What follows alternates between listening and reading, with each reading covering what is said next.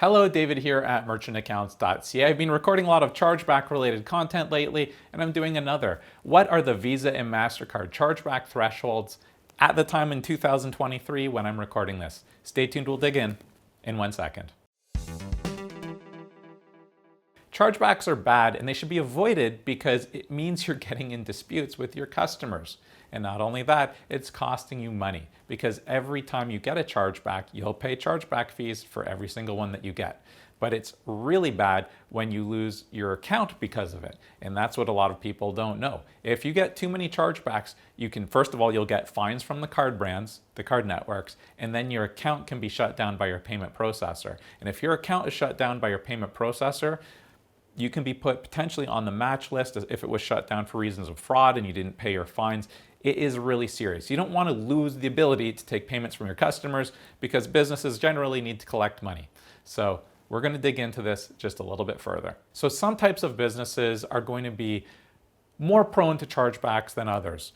And as a result, they'll be more likely to bounce off of those Visa and MasterCard chargeback thresholds. For example, custom knitted wool socks, a merchant could get a couple chargebacks. Or a weight loss supplement merchant where you take a pill, you're supposed to lose 10 pounds over a month. And maybe you lost 9.5 pounds and you didn't get what you were promised. Or more likely, I think, with weight loss supplements, you don't lose a single pound. So what ultimately is going to happen here is you keep in mind that some businesses, legitimately, or an online casino again as an example, these are just businesses that are going to attract disputes. So merchants with businesses that are prone to disputes need to be very careful to stay below the Visa and MasterCard chargeback thresholds, which is what we're talking about today.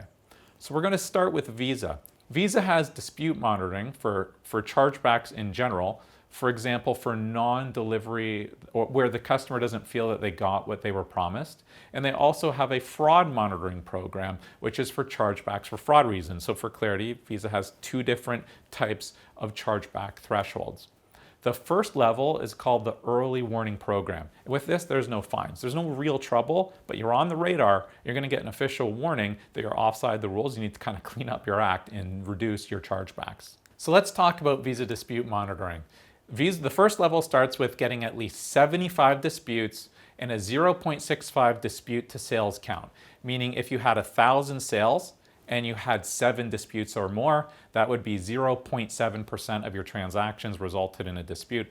That's where you're just at the bottom rung. You're not in bad shape, but you're a little bit offside the rules. Now on the fraud side of the program, again, the lowest threshold, you're still in the early monitoring program, is the Visa fraud monitoring program. That's where you get $50,000 in fraud chargebacks and 0.65% by fraud volume. Meaning with this one, they aren't looking at the number of sales, they're looking at the total dollar value of your chargebacks. So if you did $1,000 in sales and, what's the math on that? $6.50 of fraud. But they don't look at it unless you get over $50,000 in fraud, because obviously if you're doing small volumes, you get one dispute, you'll breach. They don't care about that. It's where you have the bottom rung of the ladder, $50,000 of fraud processed on credit cards or more. Now, if you are on an early warning program, what you need to do is you need to put together your remediation plan. You're going to explain why your chargebacks are so high, what should have been done differently, and the controls you're putting in place to make sure the problem is solved. You provide it to your payment processor, and they will let the card brands know that you're taking this seriously, you're working on implementing a solution, and the problem will go away. What you don't want is to get to the next rung of the ladder, which is what we're going to talk about next. So once you're past the early warning programs, it starts to get serious and you can get fines. So the next program is called the Visa Standard Program, and that's where you get 100 disputes and a 0.9% dispute to sales count. The fraud program, which is again the same height of the ladder, this is now we're getting into fines for fraud. It's where you process $75,000 in fraud chargebacks and 0.9% in fraud sales to dollar volume processed. When you get on the Visa Standard Chargeback program, the fines don't start immediately. You still have some time, I believe it's 4 months, to submit your remediation plan and solve your problem. However, this is serious, and it's the point at which your account starts to be in peril. Your payment processor knows that fines may be coming down the line, and that if you as a merchant can't cover it, they're going to be on the hook for it. So once you're in this program, it's time to take it really seriously and get your solution together. Now, unfortunately, this is not the last rung of the ladder. The last rung of the ladder is the excessive and high-risk program. This is where you're exposed to very significant fines, and your account's probably going to be terminated unless there's a very strong reason why these chargebacks are occurring. And that can happen, but it's rare. If something extraordinary is happening, talk to your payment processor immediately. Don't end up on the program and let it catch them offside. And I don't know what a good example, this probably isn't a great example, but something like Justin Bieber had a huge concert and then he lost his voice, he got laryngitis or something and couldn't show up for the show last minute. Well, that's where a lot of chargebacks could happen. And it's reasonable, he's a human, people have issues, so you just let the processor know. So let's talk about these excessive and high-risk tiers.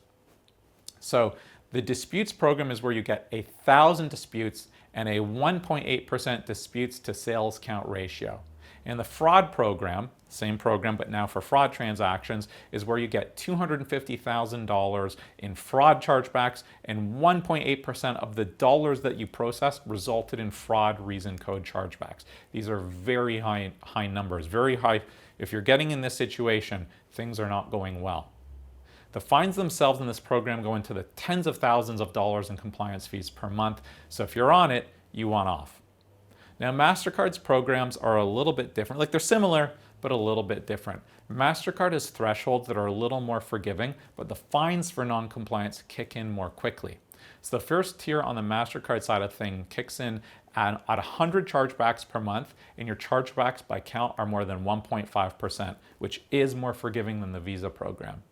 Now, the second tier with MasterCard is where a merchant gets 300 or more chargebacks per month, and the chargebacks by transaction count is over 3%, which is quite forgiving. MasterCard also has an excessive fraud program similar to Visa for fraud reason chargebacks. The minimum is $1,000 of e-commerce transactions processed. So if you're selling less than $1,000 per month, you can't even get on the program.